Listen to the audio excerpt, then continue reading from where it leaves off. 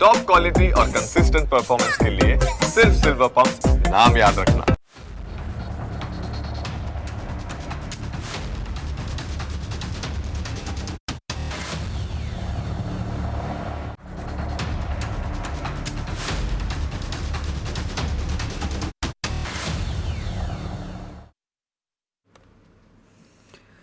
Break બાદ આપનું ફરી સ્વાગત છે. આજે મન ભારે છે અને શબ્દો જાણે ગળામાં અટકી રહ્યા છે. આ વાત એવી એક કળીની છે જે ખીલતા પહેલાં જ કરમાઈ ગઈ, પણ જતી વખતે આખા બગીચાને સુગંધિત કરતી ગઈ. કેરળના પથનમથિટ્ટાના મલ્લપલ્લીની 10 મહિનાની માસૂમ બાળકી એલિન શેરીન અબ્રાહમની આ વાત છે. તેણે હજી તો મમ્મી કે પપ્પા બોલતા પણ બરાબર શીખ્યું નહોતું. તે આજે 5 વ્યક્તિના જીવનનો શ્વાસ બની ગઈ છે. તેણે 5 લોકોને નવું જીવન આપ્યું છે. તેના જીવનમાં એક કરુણ તારીખ આવી. તારીખ હતી 5 ફેબ્રુઆરી. બપોરના 2:30 વાગ્યાનો સમય હતો. એક કારમાં એલિન તેની મમ્મી અને દાદા દાદી સાથે હસતી રમતી જઈ રહી હતી. અચાનક સામેથી એક કાર બનીને આવતી કારે એવી જોરદાર ટક્કર મારી કે આ પરિવારના માથે આફત આવી ગઈ. નાનકડા ફૂલ જેવી એલિનને ગંભીર ઇજાઓ થઈ. તેની મમ્મી અને તેના દાદા દાદીને પણ ગંભીર ઇજાઓ થઈ.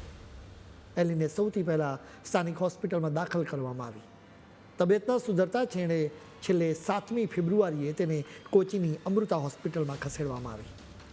માતા પિતાની આંખોમાં આશા હતી કે તેમની લાડલી હમણાં આંખ ખોલશે, હમણાં હસશે, પણ વિધાતાએ કંઈક જુદા જ લેખ લખ્યા હતા. આખરે 13 ફેબ્રુઆરીનો એક કાળો દિવસ આવ્યો જ્યારે ડૉક્ટરે એલિનને બ્રેઇન ડેડ જાહેર કરી. મા બાપ માટે આનાથી મોટું દુઃખ શું હોઈ શકે? પિતા અરુણ અબ્રાહમ અને માતા શેરિન જોન પર દુઃખનો પહાડ તૂટી પડ્યો. આવા શોકના સમયે તેમણે પોતાની લાડલીના અંગો દાન કરવા માટે હા પાડી. એર્નાકુલમની અમૃતા હોસ્પિટલમાં અંગો કાઢવાની પ્રક્રિયા શરૂ થઈ ત્યારે ડૉક્ટર્સની આંખો પણ ભીની થઈ ગઈ હતી. એલિનનું લીવર, 2 કિડની, હાર્ટ વાલ્વ અને 2 આંખોને દાનમાં આપવાનું નક્કી થયું. આ અંગો હવે અલગ અલગ શરીરમાં ધબકશે. તેનું લીવર તિરુવનંતપુરમની કિમ્સ હોસ્પિટલમાં દાખલ માત્ર 6 મહિનાના માસૂમ બાળકને નવું જીવન આપશે. આ બાળક કેરળમાં લીવર મેળવનાર સૌથી નાનું બાળક બન્યું છે. એલિન પણ કેરળની સૌથી નાની ઉંમરની ઓર્ગન ડોનર એટલે કે અંગદાતા બની છે. 2 કિડની તિરુવનંતપુરમની એક હોસ્પિટલમાં સારવાર રહી રહેલા એક બાળકને મળશે. Heart valve Shri Chitra university ઇન્સ્ટિટ્યૂટમાં ટ્રાન્સપ્લાન્ટ થશે. 2 આંખો અમૃતા હોસ્પિટલમાં જ કોઈના અંધકારમય જીવનમાં પ્રકાશ પાથરશે. હવે વાત કરવી છે એ રસ્તાઓની જે સામાન્ય રીતે ટ્રાફિક અને ઘોંઘાટથી ભરેલા હોય છે. પણ તે દિવસે આ રસ્તાઓ માનવતાના સાક્ષી બન્યા હતા. જ્યારે એલિનના અંગો લઈને એમ્બ્યુલન્સ રવાના થઈ ત્યારે એ માત્ર એક ગાડી નહોતી, પરંતુ 5 જિંદગીઓની આશા હતી. કોચીથી તિરુવનંતપુરમ સુધીનો 6 કલાકનો રસ્તો કાપવાનો એક પડકાર હતો, પરંતુ સંકલિત પ્રયાસોની સફળતા તો તમે જુઓ. પોલીસ અને સામાન્ય જનતાએ સાથે મળીને રસ્તાઓ એવા ખાલી કરી આપ્યા કે જાણે કોઈ દેવદૂત પસાર થઈ રહ્યો હોય. એમ્બ્યુલન્સ ચાલકે પણ પોતાની પૂરી તાકાત લગાવી દીધી અને જે મુસાફરીમાં 6 કલાક લાગતા હતા તે માત્ર 3 કલાક અને 15 મિનિટમાં કાપી નાખ્યો. સમયની સામેની આ જંગમાં જીત મળી. આ આખું mission Kerala state organ and tissue transplant ઓર્ગેનાઇઝેશનના નેતૃત્વમાં અને ગૃહ વિભાગના સહકારથી પાર પાડવામાં આવ્યું. સંકલન એવું હતું કે ક્યાંય 1 સેકન્ડનો પણ વિલંબ ન થયો. 2 જીવનરક્ષક સર્જરીઓએ તો તે જ રાત્રે નક્કી કરવામાં આવી. આ સફળતા પાછળ એ દરેક વ્યક્તિનો હાથ છે જેણે રસ્તા પર ઊભા રહીને એમ્બ્યુલન્સને માર્ગ આપ્યો. આરોગ્ય મંત્રી વીણા જોર્જે પણ આ આખી ઘટના પર સંવેદના વ્યક્ત કરી. તેમણે એલિનના માતા પિતાનો આભાર માન્યો, કારણ કે અત્યંત દુઃખની ઘડીમાં પણ તેમણે બીજાનું ભલું વિચાર્યું.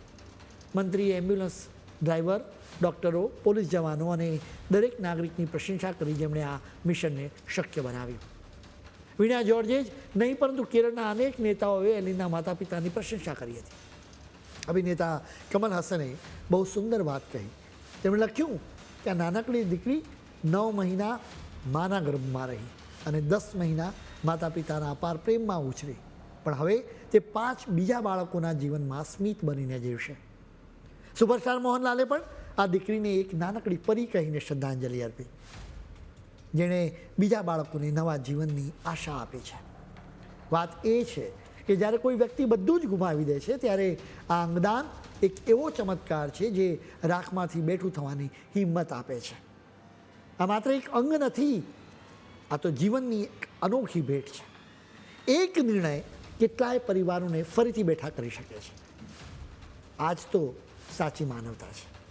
આપણા દેશમાં અંગદાનની માંગ સતત વધી રહી છે. અકસ્માતો અને ગંભીર બીમારીઓને કારણે દર્દીઓની સંખ્યા તો વધી જ રહી છે, પરંતુ અંગો મેળવવા એ હજુ પણ એક મોટો પડકાર છે. જેટલા ટ્રાન્સપ્લાન્ટ દર વર્ષે થાય છે, એના કરતાં અનેક ગણા દર્દીઓ આજે પણ એક આશામાં રાહ જોઈ રહ્યા છે. તમે કલ્પના કરી શકો છો કે માત્ર એક વ્યક્તિના અંગદાનથી 8 જિંદગીઓ બચી શકે છે. એક હૃદય કોઈના શરીરમાં લોહીનું ભ્રમણ ફરી શરૂ કરી શકે છે. કિડની કોઈને આજીવન ડાયાલિસિસની પીડામાંથી મુક્તિ અપાવી શકે છે, તો લીવર કોઈનું મેટાબોલિક ફંક્શન સુધારી શકે છે. આંખોની કીકીઓ કોઈના અંધકારમય જીવનમાં ઉજાસ ભરી શકે છે. એટલે જ અંગદાન જીવનના વૃક્ષ જેવું છે.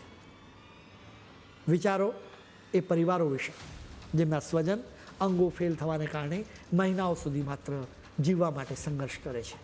તેમની આર્થિક અને માનસિક હાલત શું બનતી હશે? એવા સમયે અંગદાન તેમના માટે એક જીવન જીવવાની એકમાત્ર આશા સાબિત થાય છે.